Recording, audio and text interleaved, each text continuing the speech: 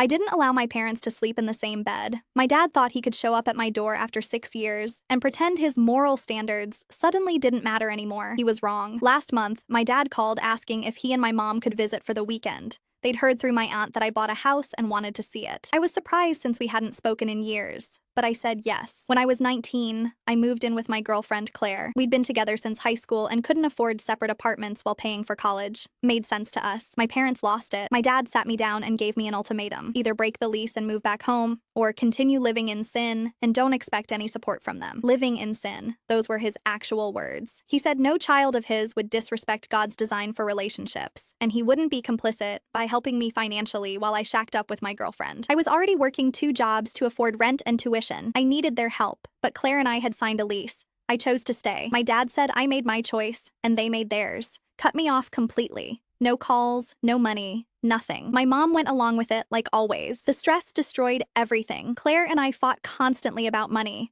I had to drop out for a semester. She eventually left because I was drowning and took it out on her. My parents' rejection broke something in me. It took years to recover. Finished school, got a job, bought a small house last year. Then out of nowhere, my dad calls like nothing happened. When they showed up, we had dinner and made awkward small talk. My mom kept saying how proud she was of the house. Around 10 p.m., my dad asked which room was theirs. I walked my mom to the guest room and told my dad the couch was set up for him in the living room. He looked confused. What? There's a queen bed in there. My mom stood in the doorway watching us. That's for Mom, I said. You're on the couch. My dad laughed like I was joking. We're married. We share a bed. That's when I stopped him. Actually, you're not married. You got divorced 4 years ago. Aunt Lisa told me. Both their faces changed. My mom went pale. My dad's smile died. You two have been living together unmarried since the divorce. That's living in sin by the exact standard you held me to. My dad tried arguing it was different, that they were together 25 years before divorcing, that it was just paperwork. I shrugged. Doesn't matter. You're not married. This is my house, and I won't be complicit in your lifestyle choices. I repeated his exact words from 6 years ago. I'd never forgotten them. My mom tried to speak, but I kept going. You gave me an ultimatum.